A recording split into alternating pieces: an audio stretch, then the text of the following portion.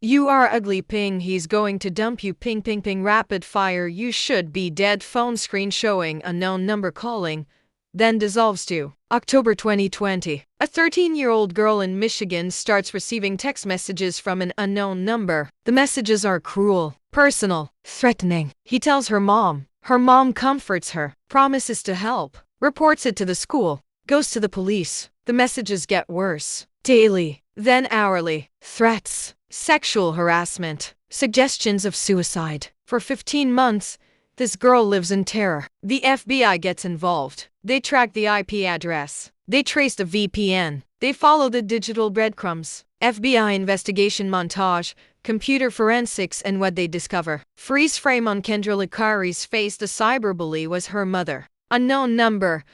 The mom who cyberbullied her own daughter. This is one of the most disturbing cases I've ever researched. Not because of violence, not because of murder, but because of the betrayal. A mother tormenting her own child, pretending to help while actively destroying her daughter's mental health. This is the true story of Kendra and Lauryn Licari, and it's going to make you question everything you thought you knew about maternal love. Beal City, Michigan. Population 200 people. The kind of town where everyone knows everyone, where kids ride bikes to school, where doors stay unlocked. It's the kind of place where nothing bad is supposed to happen. In 2020, if you asked anyone at Beal City Public Schools about Lauryn Licari and Owen McKinney, they'd tell you the same thing. They were the golden couple. Lauryn Licari was 13 years old, bright, athletic, popular. She played basketball and baseball. She had close friends. And she was dating Owen McKinney, a relationship that had started in junior high. Owen was her first love. They were inseparable. Lauryn's home life seemed perfect from the outside. Her father, Sean Licari, was devoted to his family. And her mother, Kendra Licari, born in 1980, now 42 years old, was what you'd call a super mom. Kendra coaching basketball. School events. Kendra coached Lauryn's basketball team. She volunteered at school events. She was active in the community. She worked in the IT department at Ferris State University, skilled with computers and technology. Kendra's best friends, her cousin Melissa Perry and Jill McKinney, Owen's mother. Think about that for a moment. Kendra was so close to Owen's mom that they were best friends. The families did everything together. By all accounts, this was the picture-perfect American family. But behind closed doors, something was very, very wrong. October 2020, just before Halloween. Lauryn Licari and Owen McKinney are at school when they both receive text messages from a number they don't recognize. The first messages are strange, but not immediately threatening. They're about Lauryn and Owen's relationship.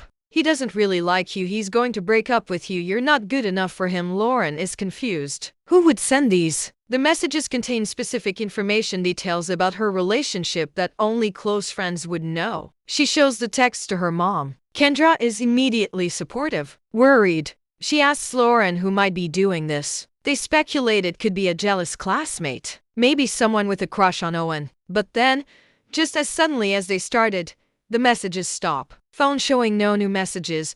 Peaceful for nearly a year.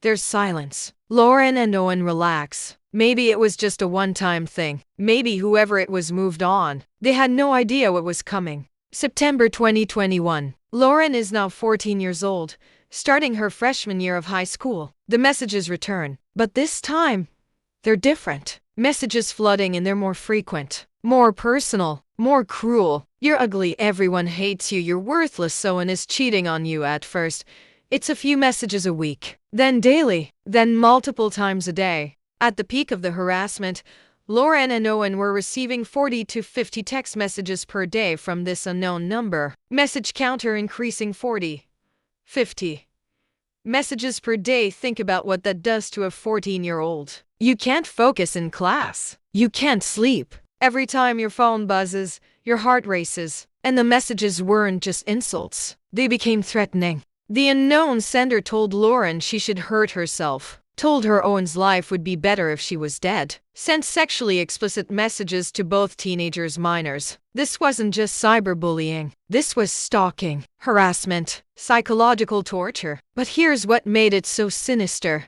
The sender knew things. Private things. Things that had just happened. Conversations that had just taken place. It was like whoever was sending these messages was inside Lauren's life, watching her, listening to her. Every time Lauryn received a message, she'd show it to her mom. Kendra would comfort her, hold her, tell her everything would be okay. "We're going to figure out who this is," Kendra promised. She already knew who it was.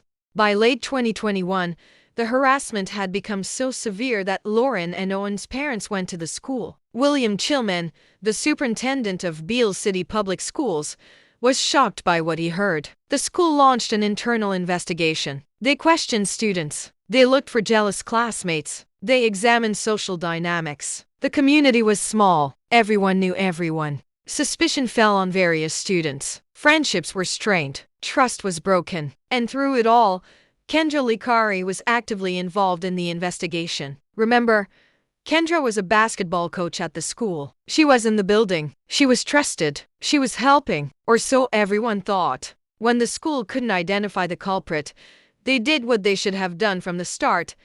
They contacted law enforcement. The Pleasant Police Department took the case. They began their own investigation. But here's the problem. The person sending the messages was technologically sophisticated. The sender was using VPN software to hide their location. They were using apps that generated temporary phone numbers. Every time police tried to trace a number, it disappeared. New number, new area code. The messages seemed to be coming from different states, different regions. The digital trail was deliberately confusing. VPN equals virtual private network, hides your real IP address, makes you appear to be somewhere else. Local police were stumped. This wasn't some teenager sending mean texts. This was someone with technical knowledge, someone who understood digital forensics and knew how to avoid detection. Isabella County Prosecutor David Barberi later described it as one of the most bizarre cases his office had ever seen. When the case first came into our office, Barberi said, "It was bizarre and almost hard to believe. Over 1,000 pages of text messages, hundreds of different phone numbers, sophisticated VPN usage." The investigation dragged on for months, and the whole time, the messages kept coming. Lauryn's mental health deteriorated. She was scared, depressed, anxious. She stopped wanting to go to school. Owen's family was terrified for their son. Owen's mother Jill, who was Kendra's best friend, and Kendra stood by her daughter's side, offering support, offering love, playing the role of the concerned mother perfectly. By late 2022, local law enforcement realized they were out of their depth. They needed help. Enter Officer Bradley Peter from Bay City Police Department, who served as a liaison to the FBI. The FBI has tools that local police don't have. They can subpoena records from VPN companies. They can trace IP addresses across multiple layers of obfuscation. They have specialists in cybercrime. And they have patience. For weeks, FBI analysts tracked the messages. They compiled metadata. They analyzed timing patterns. Here's what they noticed. The messages were sent at very specific times. Times when Kendra Licari was likely to be alone. Times when she wasn't at work or coaching. And despite the VPN software, there were digital fingerprints, IP addresses. See, VPNs are good, but they're not perfect. And if you make even one small mistake, if your VPN drops for even a second, your real IP address leaks through. Prosecutor Barberi explained it like this. In doing so, it would shield her and kind of cloak her identity or her digital identity. But eventually, we were able to see that her IP address was popping in and out right before and right after these messages were going through. The FBI had their answer. The IP address didn't belong to a jealous teenager. It didn't belong to a stranger. It didn't belong to anyone from another state. It belonged to Kendra Licari. The messages were coming from inside Lauryn's own home. December 12, 2022, police arrived at Kendra Licari's home. She was 42 years old, a respected member of the community, a mother, a coach, and they were there to arrest her. When confronted with the evidence, Kendra's reaction was telling. According to Prosecutor Barberi, there was initially denial, then confusion, then a slow realization that she'd been caught. It was a slow realization for Kendra that she had been caught. Netflix documentary director Sky Borgman later explained, And I think there was still some idea possibly in the back of her mind that she could get out of it. Evidence presented computer, phone records, but she couldn't. The evidence was overwhelming. Her IP address, her devices, her work computer at Ferris State University. The timing patterns, the content that only someone in the house would know when finally confronted with undeniable proof. Kendra admitted it. She had sent the messages, all of them, over 1,000 pages, for 15 months. She had terrorized her own daughter. Kendra Licari was charged with 2 counts of stalking a minor, 2 counts of using a computer to commit a crime, 1 count of obstruction of justice. The community was shocked, devastated. Even when we realized that it wasn't a kid, Superintendent Chilman said, "We weren't expecting that it would be a parent." Sean Licari, Kendra's husband, Lauren's father, was blindsided. "I just can't believe she would do something like that to her daughter that supposedly she loved dearly," he said in the Netflix documentary. "Just makes me sick. She stabbed me in the heart, shot me in the heart, and threw it away." In March 2023, Kendra Licari pleaded guilty to 2 counts of stalking a minor. The other charges were dismissed as part of the plea deal. At her sentencing in April 2023, Judge Mark Duthie did not hold back. "I can't imagine any parent saying such horrible things to her own daughter," the judge said. "It's the kind of case that makes me glad that at the end of my term, I'm retiring."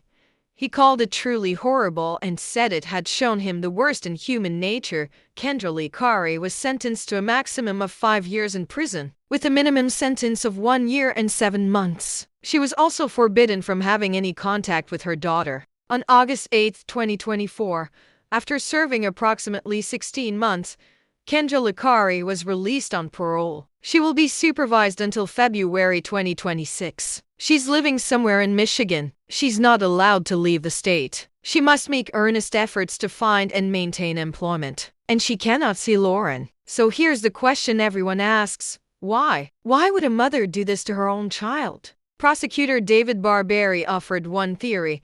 Someone else coined the term, but they called it a version of cyber Munchausen syndrome. Munchausen syndrome by proxy, when a caregiver fabricates or causes illness in someone under their care to gain attention. Traditional Munchausen by proxy involves physical harm, a parent making their child sick to gain sympathy and attention from medical professionals. But this was digital Munchausen. Kendra created the crisis. She was the source of her daughter's pain. And then she swooped in as the savior, the comforter, the protector. She made Lauren dependent on her, made Lauren need her. Licensed psychologist Dr. Michaela Sarno analyzed the case on TikTok and offered this insight.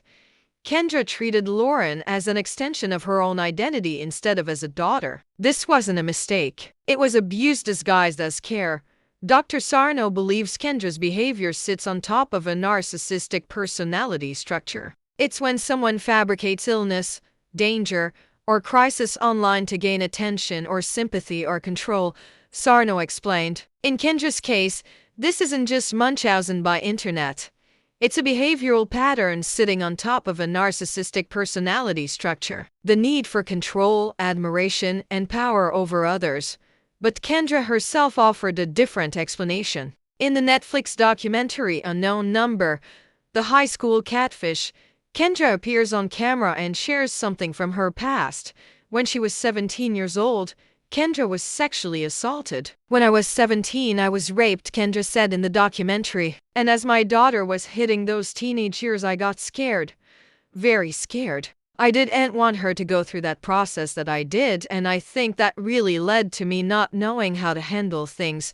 This raises complicated questions. Can trauma explain, not excuse, but explain why someone would do something so destructive?" Psychologists note that unprocessed trauma can manifest in controlling behavior. Parents who experienced abuse sometimes become overprotective or manipulative in trying to prevent their children from experiencing similar pain. But most trauma survivors don't terrorize their children. Most find healthy ways to cope. Lauren herself struggles with understanding her mother's motives. "I think I want to trust her now, but I don't think I can," Lauren said in the documentary. "Now that she's out, I just want her to get the help she needs so then when we see each other, it doesn't go back to the old ways and how it was before." So where are they now? Lauryn Licari graduated high school in 2025. She's now an adult. She participated in the Netflix documentary, sharing her story with remarkable courage and maturity. At the time of filming,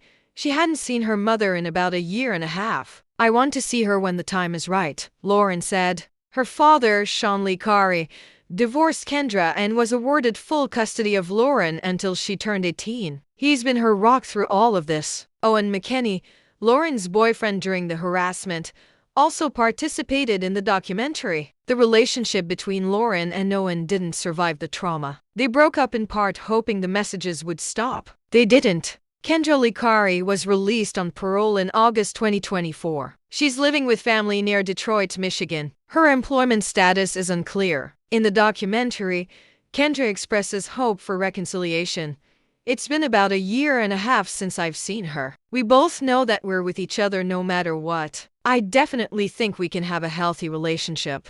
Whether that's possible remains to be seen." Kendra is not allowed to contact Lauryn as part of her parole conditions, and Lauryn has made it clear she's not ready. The town of Beal City is still healing. Trust was broken. Friendships were damaged. Students were falsely accused. And a daughter learned that the person who was supposed to protect her most was the one hurting her. The unknown number case teaches us something terrifying about the digital age we live in. The anonymity of the internet can be weaponized. VPNs, burner apps, spoofing software tools designed for privacy can be used for abuse. But it also teaches us something about human psychology. The people closest to us, the people we trust most, can be the ones causing us harm. Kendra Licari fooled everyone. The school, the police, her husband, her best friends, and most tragically, her daughter. If you or someone you know is experiencing cyberbullying, document everything: screenshots, times,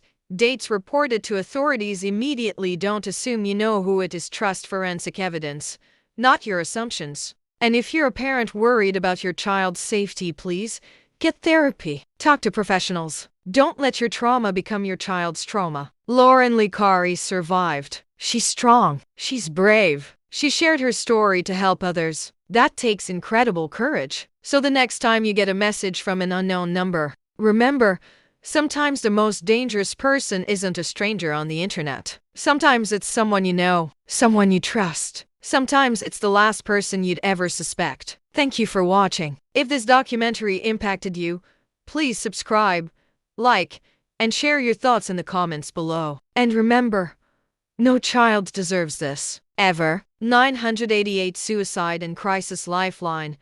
Call or text 988.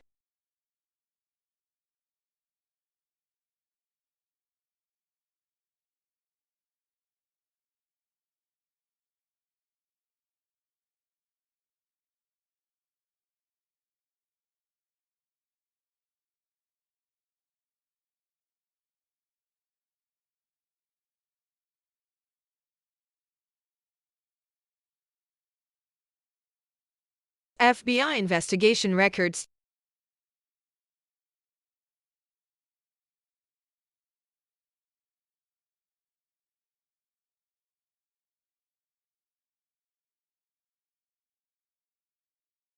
Special thanks.